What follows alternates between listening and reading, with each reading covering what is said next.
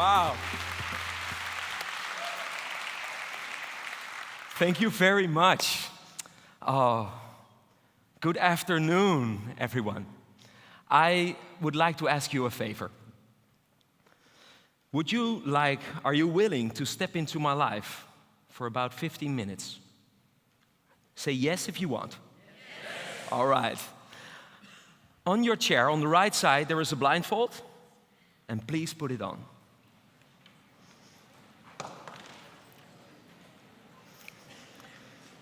You've got 10 seconds.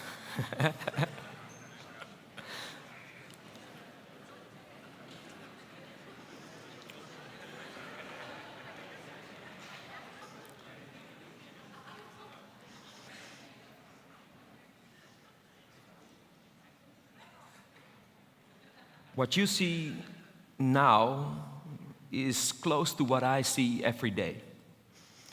A life I had imagined it would be quite different than it turned out to be. When I was 26 years old, the doctor told me that I had a progressive eye disease who would likely lead to blindness. And in a certain way, I felt relieved. After a few years of denial and uncertainty about my worsening vision, at least I knew what I had. But it also filled me with dread and fear. Today, I've retained only about 0.8%, and my life has taken a very different turn. During this talk, I would like to focus on 3 attitudes that have been extremely important to me. It helped me during the big and small changes in my life, and I really would love to share them with you because I think they're important for everyone. But before I do, I would like to take one moment of silence. Take this moment to accept the fact that you are sitting in the dark and that you have to use your other senses.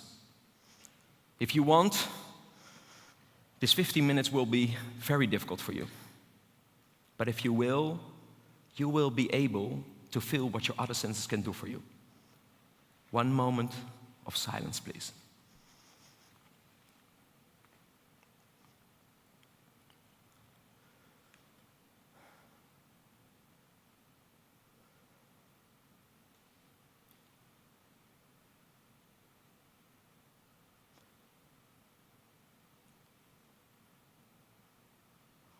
When I was 8 years old, you could always find me on the tennis court. I was playing 7 days a week with my thin little legs, a wooden racket in my hand on this beautiful red gravel, with only one thing on my mind: I wanted to be the champion. Not second, but I wanted to be first. And when I was 12, I qualified for the club championships, and I played my heart out through all the preliminary rounds, and I made it to the finals. Life was good. Court 1, beautiful weather, big guy in front of me. He was 1 head higher and he was also 12. And I was insecure. I lost the first set. The second set I won. And now the final and determining set had arrived. I served the ball. It was match point for me, and I smelled my victory. I was serving the ball real hard. He returned. I came to the net, volleyed the ball hit the line, and this guy, he was nowhere. I, Joost Rigter, was the new club champion.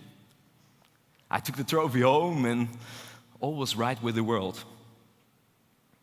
But then the small problems begin. When the time came for our placement tests for high school, I was sure I'd rank among the highest of the class. But instead, they put me in the lowest level.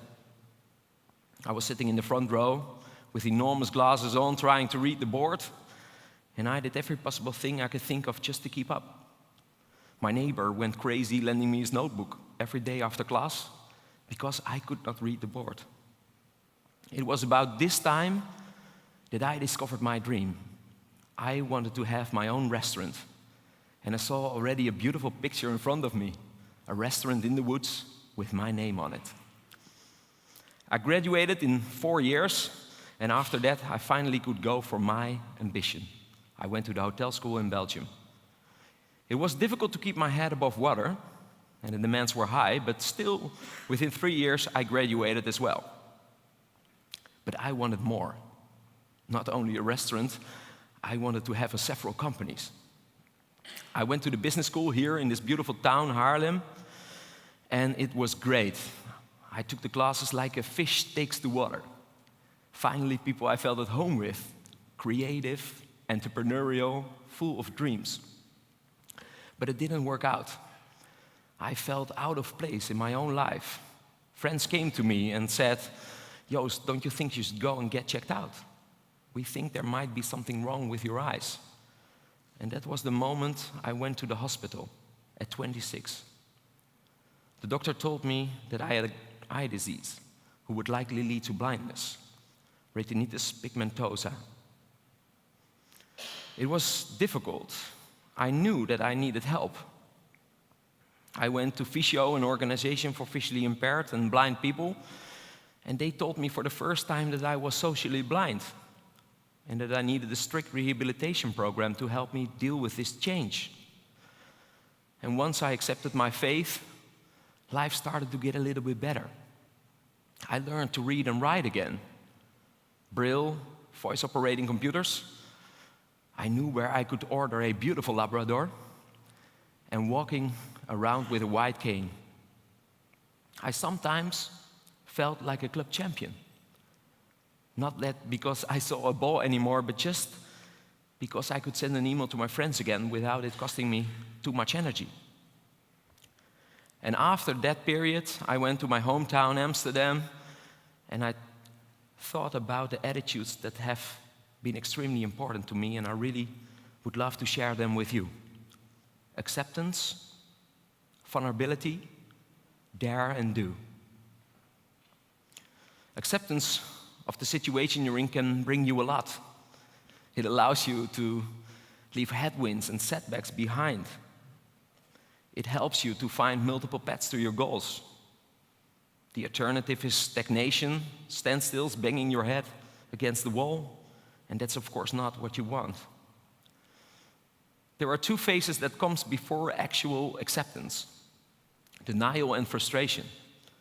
When you look at my life, when I was working in that restaurant, you had a big laugh on your face because I didn't see the people anymore and I was pouring wine at dim light into people's naps.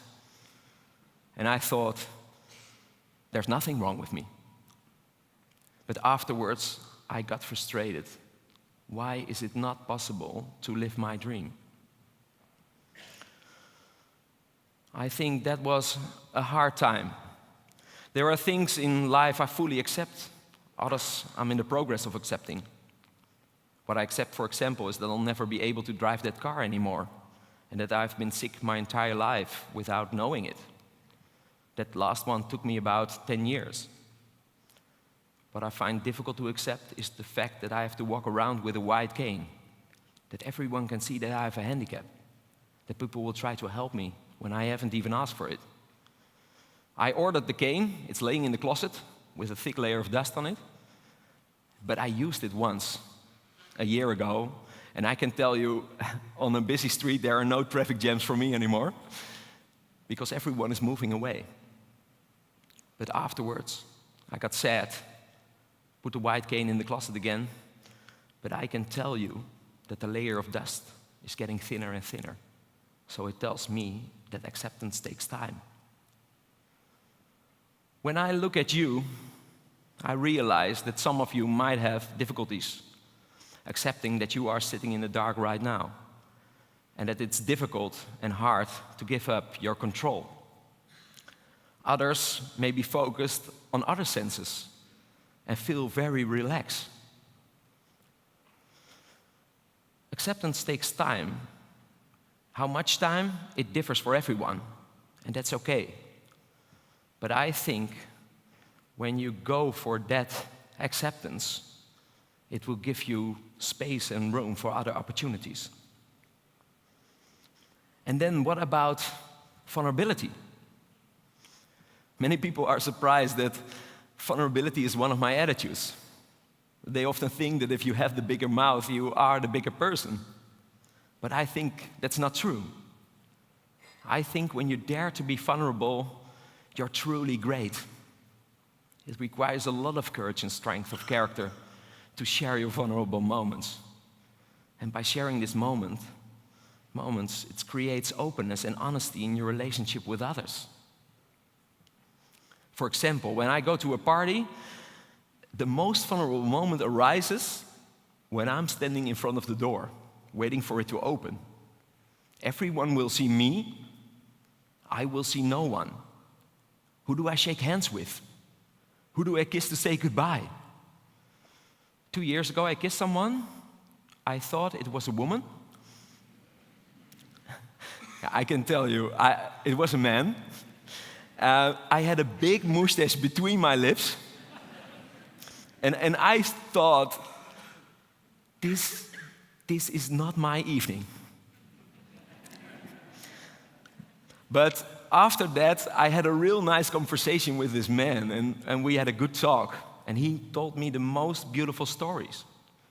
And afterwards, I came home, thought about that evening, and it was great.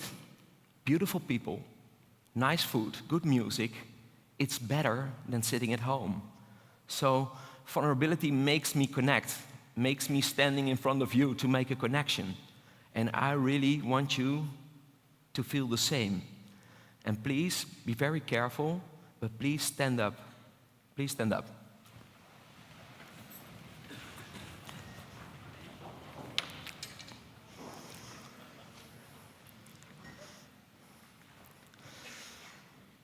I give you that connection, and you will give that connection to the other.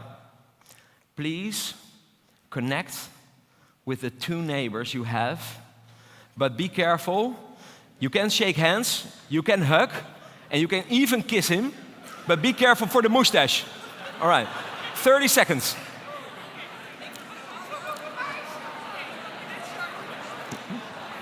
Please sit down again, please. You did a good job. Great.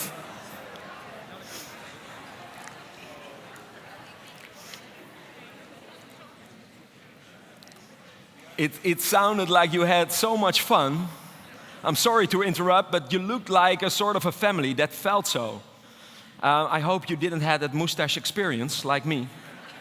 But you did a great job, and it was vulnerable. So thank you very much. That's great. I want to go a step further. Oh. All right, okay, that's good. I think we connect now. It's about dare and do. I think when you dare and do, when you don't dare and do, you won't accomplish anything. For example, I didn't dare to go to the supermarket to buy a carton of milk. I was drinking water instead of milk, because water, I could get at home. It was my comfort zone. On one day I thought, come on, Joost, go for it. And I took my jacket, my wallet, my keys, and I went outside from my apartment in Amsterdam, and there were these obstacles. Bicycles, rubbish. I went to the traffic light, I pushed the button, but they took the ticker out. So I was waiting for a person who was standing next to me, and when that person crosses the road, I was running after that person and hoped that it was green. Then I went into the supermarket, and I was looking for an employee, someone who was sitting on a crate with a long jacket. I thought, okay, this silhouette has to be someone who's working here. And I asked this person, can you tell me where the cartons of milk are? And he said, yes, they are over there. So I had to explain myself. He walked with me, and he gave me the carton of milk. And that was my first little success of the day. My biggest success of that day was when I went home, when I was home again. I poured the milk in a cup, and I drank it in 1 cup. My biggest success of the day. I think it was a very important step for me to go from the water to the milk, to the next step, to my goal. And I want to ask you, what is your glass of water? What is your carton of milk? What is your comfort zone? What is your next step? And maybe during the break, you can share it, because I think to share that is a very important moment. And also to take it home. And when you are in the supermarket and you pass by the milk, think about your milk. What is your goal? What is your next step? It can be small, it can be big, business-wise, private-wise. What these three attitudes are having in common is, I think, positivity.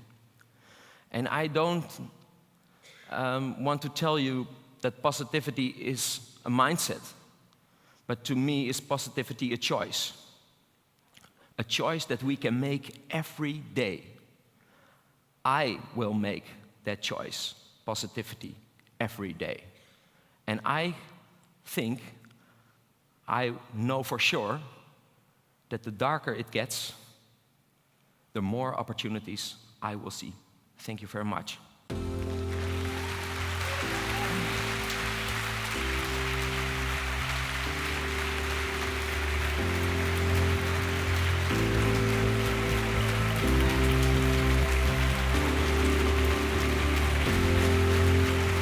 Thank you. Thank you very much.